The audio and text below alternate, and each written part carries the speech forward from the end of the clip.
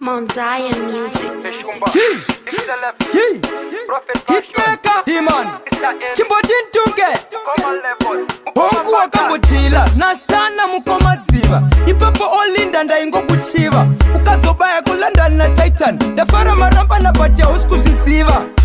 Huya, umondipa mkana, I'm open for business, Olinda, urizipisa nana. Huya,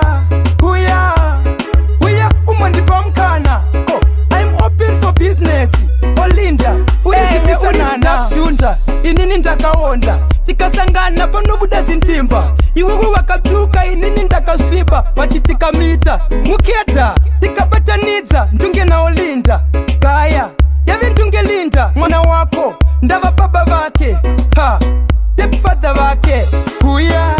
Huya, umondipa mkana, I'm open for business, Olinda, urizipisa nana. Huya,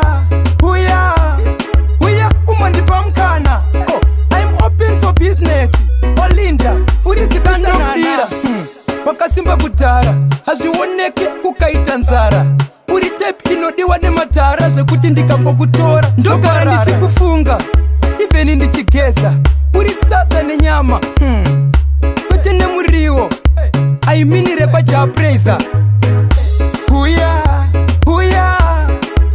umondipa mkana, I'm open for business, Olinda, urizipisa nana. Huya, umondipa mkana, oh, I'm open for business, Olinda, urizipisa nana. Nastana mukomaziva, Ipapo Olinda ndaingo kuchiva, Ukazobaya kulanda na Titan, Dafara maramba na batia uskuzisiva. Urizitafutunda, inini ndakaonda, tikasangana panobuda zintimba, iwewe wakachuka inini ndakaswiba, watitika mita, muketa, tikapata nidza, ntunge na Olinda, kaya, yavi ntunge Linda, mwana wako, ndava baba vake, ha, stepfather vake.